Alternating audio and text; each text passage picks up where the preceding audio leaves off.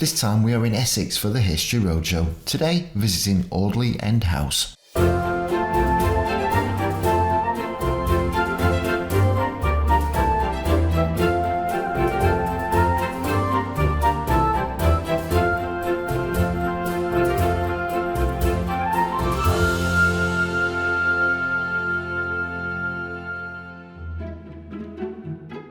The first record of a building here dates back to 1136 when Geoffrey de Mandeville, Earl of Essex, founded a priory, the monks being of the Benedictine order.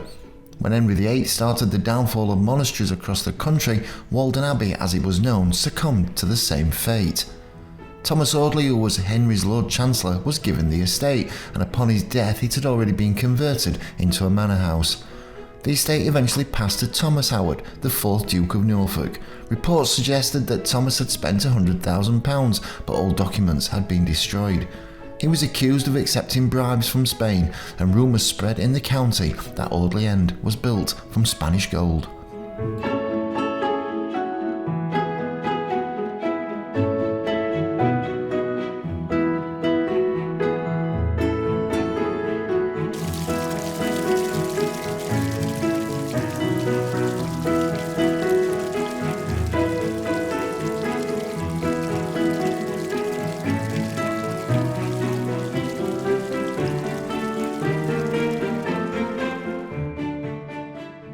Lancelot Capability Brown was England's greatest designer of landscapes. He designed and transformed upwards of 250 gardens and parklands in England and Wales from the 1740s until his death in 1783, and is remembered for his creation of informal landscapes. Brown's influence in taking away a formal garden to create views across the parkland, including a serpentine lake, gives the area a much more natural feel.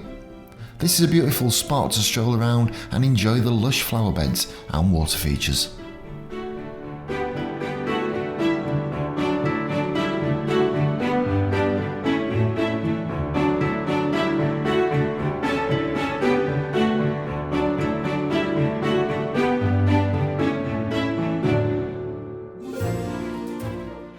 Audley End House has much to offer, and as you walk around you'll find other captivating displays.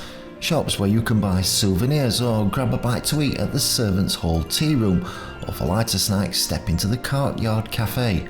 There's also a visitor centre to guide you in the right direction.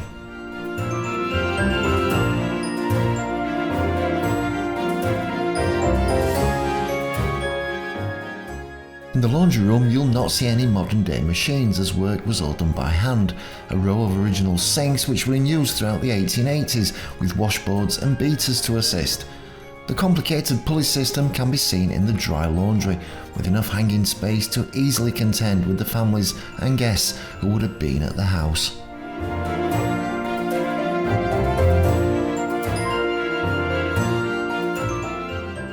Outside you can find a restored game larder before entering the service wing, home to the famous modern day cook, Mrs. Crocombe. Now you can get close up and personal with the staff as the kitchen comes alive to the tastes of a Victorian era. Open ranges, copper pans and kitchenware give a glimpse of life in the house in the 19th century. From the heat of the oven to the delicate smells of food being prepared for banquets for the Lord and Lady of the Manor.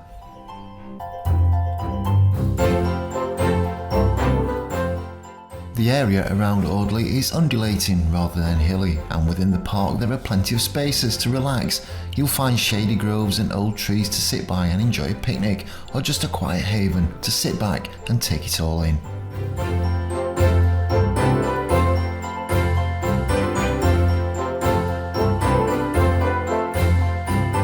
The Adam Bridge dates to 1764.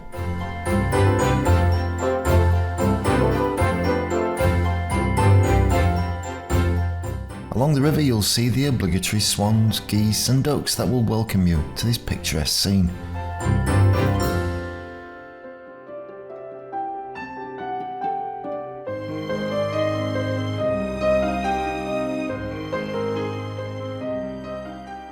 The House of Audley End is one of the most opulent interiors to be found in the country. Created in the Jacobean period, Audley House has many treasures on display as you wander around the staterooms. from its impressive Great Hall to the dressing rooms and the library. High-quality decorated Jacobean plaster ceilings still survive, and the saloon, originally the great or presence chamber of the king's apartment, has the most notable example. This building also features great works of art from the likes of Holbein. Other items of note include a surviving 18th century bed which was commissioned for a royal visit in 1794, and a natural history collection from Lord Braybrooke's time on the estate.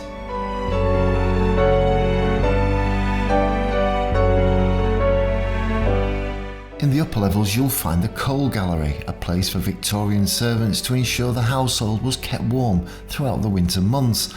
Also at this level is a restored 1830s nursery wing, where today children can play and have fun with the Victorian toys, and parents are able to see the historical bedrooms and learn how life was for families back in that period of time.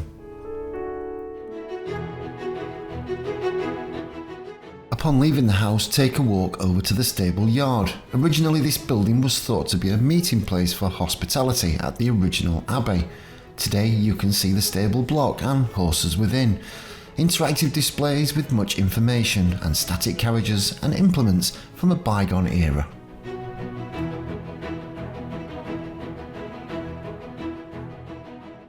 The kitchen garden is a magnificent area of Audley to visit.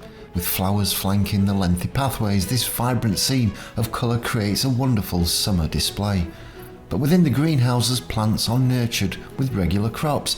The gardens are a hive of activity all year round, with the gardeners digging, weeding, planting, harvesting and pruning.